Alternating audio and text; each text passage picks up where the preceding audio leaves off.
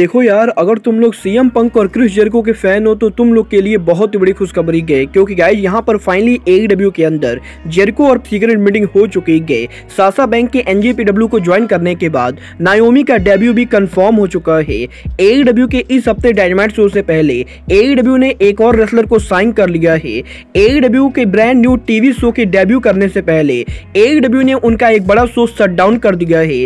AEW में oven heart cup tournament के finals को लेकर बैक स्टेज से बहुत इंटरेस्टिंग अपडेट आ रही है। तो गाइज वहीं एईडब्ल्यू के अंदर केनी ओमेगा ने उनके फेवरेट ओपोनेंट को लेकर बात की है। तो गाइज चलिए बिना किसी देरी के शुरू करते हैं इस वीडियो को।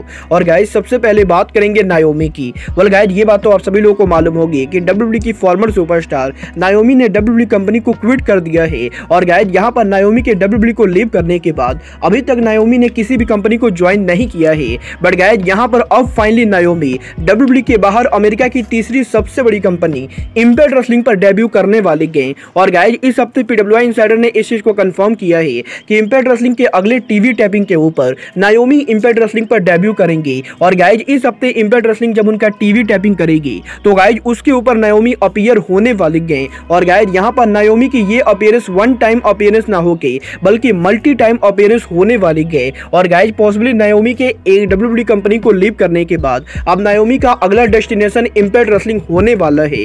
वेल गाइस देखना बहुत ही दिलचस्प होगा कि मर्सिडीज मून की जापान में तबाही मचाने के बाद नाओमी इंपैक्ट रेसलिंग के अंदर क्या कमाल करते गए। बट गाइस जहां तक बात रही रेसलर्स के डेब्यू करने की, तो गाइस यहीं अभी हफ्ते एईडब्ल्यू के डायनामाइट शो से पहले टोनी खान की कंपनी ने एक और न्यू रेसलर को साइन कर लिया है। और गाइस इस बार ये रेसलर डब्ल्यूडब्ल्यूई का कोई फॉर्मर सुपरस्टार ना होके बल्कि इंडिपेंडेंट रेसलर एशली डोमस है।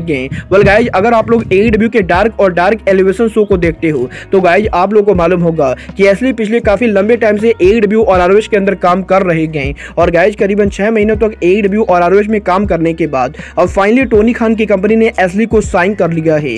वेल गाइज देखना बहुत ही दिलचस्प होगा कि टोनी खान एशली को एईडब्ल्यू और आरओएच में कैसे यूज करते गए। बट गाइज जहां तक बात रही एईडब्ल्यू के डायनामाइट शो की, तो गाइज जैसा कि आप लोगों ने आज एईडब्ल्यू के डायनामाइट शो पर देखा, आज एईडब्ल्यू के डायनामाइट शो के ऊपर टोनी खान ने एईडब्ल्यू के अंदर oven heart cup tournament announce कर दिया है। और गाइज टोनी खान ने यह अनाउंस किया है कि एईडब्ल्यू के इस साल का oven heart cup tournament AEW के डबल और नथिंग पेपर-व्यू पर किक ऑफ होने वाला है, जिसके बाद की फॉरबिडन डोर को होते हुए एईडब्ल्यू के इस टूर्नामेंट का फाइनल टोनी खान 15 जुलाई को करने वाले हैं। और गाइस क्योंकि ये शो अब 15 जुलाई को फाइनल्स होने वाला है, तो गाइस ये आप लोग के लिए काफी ज्यादा शॉकिंग न्यूज होगी कि एईडब्ल्यू के इस टूर्नामेंट का फाइनल ना तो एईडब्ल्यू के किसी डायनामाइट शो पर होने वाला है और ना ही एईडब्ल्यू के किसी पेपर-व्यू के ऊपर, क्योंकि गाइस एईडब्ल्यू का ये फाइनल शो एईडब्ल्यू कंपनी उनके लाइव इवेंट पर करने वाली है। और गाइज 15 जुलाई को जब एईडब्ल्यू कनाडा के अंदर उनका लाइव इवेंट करेगी, तो गाइज यहां पर इसी लाइव इवेंट के ऊपर एईडब्ल्यू के ओवन हार्ट कप टूर्नामेंट का फाइनल होने वाला है।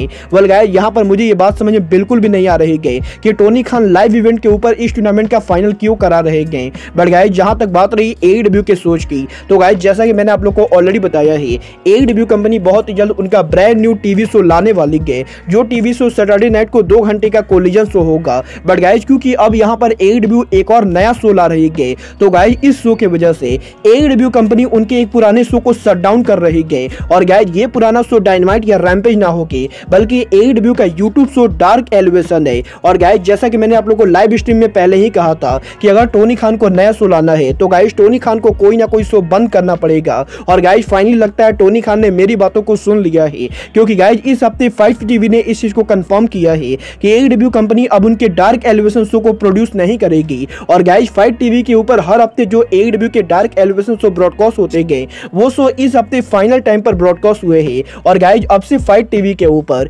एईडब्ल्यू का डार्क एलिवेशन शो ब्रॉडकास्ट नहीं होगा।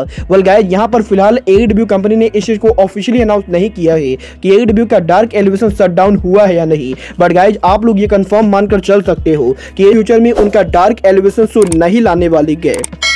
वेल गाइज यहाँ पर मैं पर्सनली इस न्यूज को सुनकर काफी ज्यादा खुश हूँ कि एईडब्ल्यू ने उनके डार्क एलिवेशन को शट डाउन कर दिया है, क्योंकि गाइज मैंने ये बात पहले भी कही थी कि अगर एईडब्ल्यू कंपनी फालतू के ज्यादा सोच को रन करेगी तो गाइज एईडब्ल्यू शट डाउन हो जाएगी। बट गाइज चलिए फिलहाल आगे बढ़ते और बात करते हैं एईडब्ल्यू के farmer world champion Kenny Omega की। अगर बात करें यहाँ पर केनी ओमेगा की, तो गाइज इस हफ्ते केनी ओमेगा के लेटेस्ट इंटरव्यू के अंदर केनी ओमेगा ने AEW कंपनी में उनके फेवरेट ओपोनेंट को लेकर बात की गई, जहां पर केनी ओमेगा का ये कहना है कि वैसे तो ओमेगा AEW के अंदर हैंगमैन पेज और यंग बस के साथ काम करना सबसे ज्यादा पसंद करते गए, बट गाइज यहाँ पर एलीट के मेंबर्स के अलावा केनी ओमेगा AEW के अंदर जिस रेसलर के साथ काम करना सबसे ज्यादा पसंद करते गए वो रेसलर और कोई नहीं बल्कि जॉन मॉक्सली गए। और गाइज यहाँ पर ओमेगा का ये कहना है कि केनी ओमेगा और जॉन मॉक्सली के रेसलिंग स्टाइल काफी डिफरेंट होने के बाद भी जब भी ये दोनों रेसलर रिंग के अंदर काम करते गए तो गाइज यहाँ पर इन दोनों को साथ में काम करने में काफी मजा आता है। और गाइज जॉन मॉक्सली के AEW को ज्वाइन करने से पहले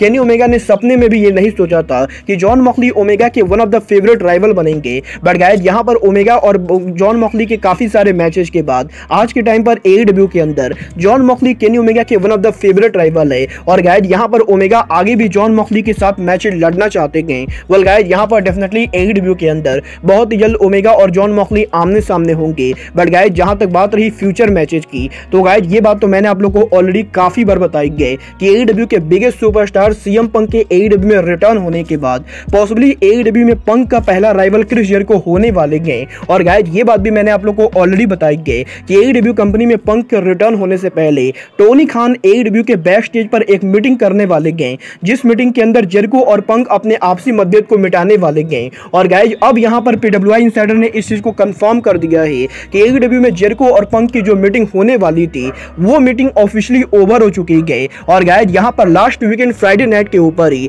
AEW कंपनी ने जेरिको और पंक के बीच में मीटिंग कराई गई, जहां पर बेसिकली इस मीटिंग के अंदर टोनी खान, FTR, CM पंक और क्रिस जेरिको शामिल थे। और गाइज यहाँ पर ये मीटिंग AEW कंपनी ने फ्लोरिडा एरिया के अंदर कराई गई। और गाइज आप लोग ये ऑलरेडी बात जानते हो कि CM पंक के मंडे नाइट रॉ पर अपीयर होने से पहले CM पंक फ्लोरिडा एरिया के अंदर मौजूद थे, जहां पर CM पंक MMA प्रमोशन के ऊपर उनके कमेंट्री जॉब को कर रहे थे। और गाइज अब यहां पर PWI इनसाइडर ने इस चीज को कंफर्म किया है कि CM पंक के मंडे नाइट रॉ पर अपीयर होने से पहले CM पंक टोनी खान, क्रिस जेरिको के साथ मीटिंग कर रहे थे। और गाइज यहां पर फ्लोरिडा एरिया के अंदर CM पंक उनके कमेंट्री जॉब के साथ साथ टेम्पा फ्लोरिडा के अंदर जेरिको, पंक, FTR की मीटिंग हो रही थी, जहां पर इस मीटिंग के अंदर CM पंक और क्रिस जेरिको ने अपने आपसी मतभेद को मिटा दिए हैं। और गाइज यहाँ पर जो लोग इस मीटिंग के अंदर मौजूद थे उन लोगों का ये कहना है कि जेरिको और पंक के इस मीटिंग के बाद अब जेरिको और पंक के बीच में किसी भी तरह की कोई भी प्रॉब्लम नहीं गई। और गाइज ये दोनों रेसलर AEW के अंदर एक साथ काम करने के लिए पूरी तरह से रेडी गए।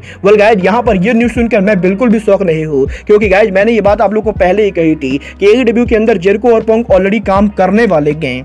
पर गाइज यहाँ पर जो बात सुनकर मैं ज्यादा शौक हूँ वो बात यह है कि CM पंक के इस हफ्ते मंडे नाइट रॉ पर अपीयर होने से पहले CM पंक फ्लोरिडा के अंदर AEW के प्रोड्यूसर और AEW के प्रेसिडेंट टोनी खान के साथ मीटिंग कर रहे थे। और गाइज यहाँ पर CM पंक फ्लोरिडा एरिया के अंदर AEW कंपनी में उनके रिटर्न को प्लान कर रहे थे, जिसके बाद कि CM पंक ने रॉ के ऊपर अपनी अपीयरेंस दी थी। और गाइज क्योंकि CM पंक ऑलरेडी AEW के मैनेजमेंट के साथ काम कर रहे थे, तो गाइज डेफिनेटली AEW के मैनेजमेंट को यह बात ऑलरेडी मालूम होगी कि CM पंक रॉ के ऊपर अपीयर होने वाले गए। और गाइज इसीलिए मुझे तो बिल्कुल भी नहीं लगता है कि CM पंक के मंडे नाइट रॉ पर अपीयर होने से टोनी खान को किसी भी तरह की कोई भी प्रॉब्लम होनी चाहिए। वेल गाइज अब आज के इस वीडियो में बस इतना ही। मैं मिलता हूं आपसे अपने अगले वीडियो में, बट गाइज तब तक के लिए good bye, good night and bang.